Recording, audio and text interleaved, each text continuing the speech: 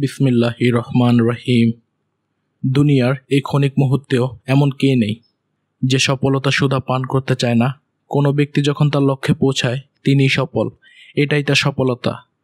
পবিত্র কোরআনে আল্লাহ মানব জীবনের সফলতার মানদণ্ড ঘোষণা করেছেন, যিনি মৃত্যু ও জীবন সৃষ্টি করেছেন, যাতে তিনি তোমাদেরকে পরীক্ষা করতে পারেন যে কে তোমাদের মধ্যে আমলের দিক থেকে উত্তম।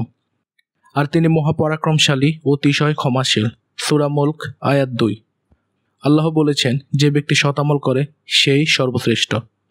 সৎ-আমলের পরিচয় তুলে ধরে রাসূলুল্লাহ সাল্লাল্লাহু আলাইহি সাল্লাম বলেন, সে ব্যক্তি ভালো কর্মী যে আল্লাহ তাআলার হারামকৃত বিষয়াদি থেকে সর্বাধিক বেঁচে থাকে এবং আল্লাহ তাআলার আনুগত্য করার জন্য সদা সর্বদা উন্মুখ হয়ে থাকে। অথচ আমাদের কাছে বিপুল পরিমাণ সম্পদ অর্জনের নাম সফলতা, কিংবা বিপুল সুনাম অর্জনের নামে সফলতা। বলা হয়ে থাকে দুনিয়া আখিরাতের শস্যক্ষেত। মুমিনের দুনিয়া ও আখিরাতের জীবন একই সূত্রে বাঁধা, তাই এইগুলোর একটিও মুমিনের ইহকালীন ও পরকালীন জীবনের সফলতার মাপকাঠি হতে পারে না। আল্লাহ পবিত্র কোরআনে ঘোষণা করেন, অবশ্য মুমিনরা সফল হয়েছে যারা নিজেদের সালাতে বিনয়বনত, আর যারা অনর্থক কথা কর্ম থেকে বিমুখ, আর যারা জাকাতের ক্ষেত্রে সক্রিয়, আর যারা তাদের নিজেদের লজ্জাস্থানের হিফাজতকারী। তবে তাদের স্ত্রী ও তাদের ডান হাত যার মালিক হয়েছে তারা ছাড়া নিশ্চয়ই এতে তারা নিন্দিত হবে না। অতঃপর যারা এদের ছাড়া অন্যকে কামনা করে তারাই সীমা লঙ্ঘনকারী। আর যারা নিজেদের আমানতসমূহ ও অঙ্গীকারে যত্নবান, আর যারা নিজেদের সালাতসমূহ হিফাজত করে তারাই হবে ওয়ারিস, যারা ফেরদাউসের অধিকারী হবে, তারা সেখানে স্থায়ী হবে। সূরা মুমিনুন আয়াত 1-11। যে ব্যক্তি আল্লাহকে ভয় করে চলে তিনি দুনিয়া ও আখিরাত উভয় জগতে সম্মানিত হয়। সকলেই তাকে বিশ্বাস করে, ভালোবাসে। অন্যত্র আল্লাহ বলেন, যে আল্লাহকে ভয় করে তিনি তার জন্য উত্তরণের পথ তৈরি করে দেন এবং তিনি তাকে এমন উৎস থেকে রিজিক দিবেন যা সে কল্পনাও করতে পারবে না। আর যে আল্লাহর উপর তাওয়াক্কুল করে আল্লাহ তার জন্য যথেষ্ট। সূরা তালাক আয়াত 2-3। আল্লাহর ভয় অর্জন করা হচ্ছে জীবনের সফলতা অর্জনের একটি অন্যতম মানদণ্ড। আল্লাহ বলেন, তোমাদের মধ্যে আল্লাহর কাছে সেই অধিক মর্যাদা সম্পন্ন যে তোমাদের মধ্যে অধিক তাকওয়া সম্পন্ন। নিশ্চয়ই আল্লাহ তো সর্বজ্ঞ, সম্যক অবহিত। সূরা হুজরাত আয়াত 13। সৎ কাজের আদেশ ও অসৎ কাজের নিষেধের মাধ্যমে আমাদের ব্যক্তি, পরিবার ও সমাজ জীবন যেমন সুন্দর হয়, তেমনিভাবে জীবন আসে সফলতা। আল্লাহ বলেন, আর তোমাদের মধ্যে এমন একটি দল থাকা দরকার যারা মানুষকে ভালোর দিকে আহ্বান করে এবং সৎ কাজের আদেশ করতে থাকে ও অসৎ কাজ হতে নিষেধ করতে থাকে, আর এরাই হবে সফলকাম। সূরা আলে ইমরান আয়াত 104।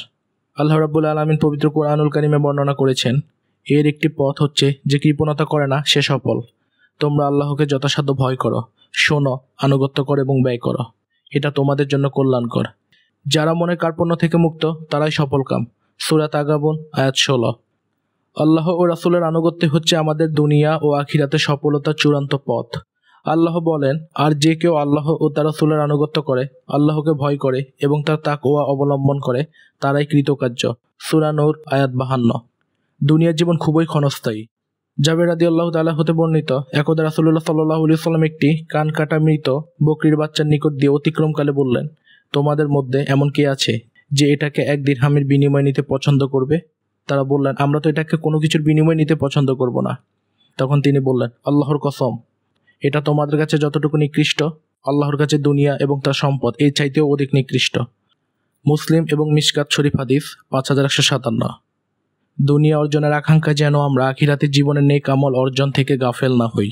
আমরা যখন চিরসুখে জান্নাত লাভে সক্ষম হব তখনই আসবে আমাদের জীবনে সত্যিকার সফলতা। আল্লাহ তাআলা বলেন, প্রত্যেক প্রাণীকে মরণের স্বাদ নিতে হবে। কিয়ামতের দিন তোমাদের কর্মফল পুরো করে দেয়া হবে। যাকে আগুন থেকে দূরে রাখা হবে ও জান্নাতে যেতে দেওয়া হবে সেই তো সফলকাম। আর পার্থিব জীবন তো ছিল ছলনাময় বুক ছাড়া আর কিছুই নয়। আল কোরআন সূরা আলে ইমরান আয়াত 185। বন্ধুরা, জীবনে সফলতা অর্জনে রাসূল সাল্লাল্লাহু আলাইহি ওয়াসাল্লামের দেখানো পথের উপর আমরা পর্যায়ক্রমে 3টি পর্ব তৈরি করব ইনশাআল্লাহ, যা আজকে প্রথম পর্ব হিসেবে দেওয়া হলো। রাসূল সাল্লাল্লাহু আলাইহি ওয়াসাল্লামের দেখানো পথের উপর ভিডিওটি যদি ভালো লেগে থাকে অবশ্যই বন্ধুদের সাথে শেয়ার করবেন এবং লাইক কমেন্ট দিয়ে মূল্যবান মতামত তুলে ধরবেন।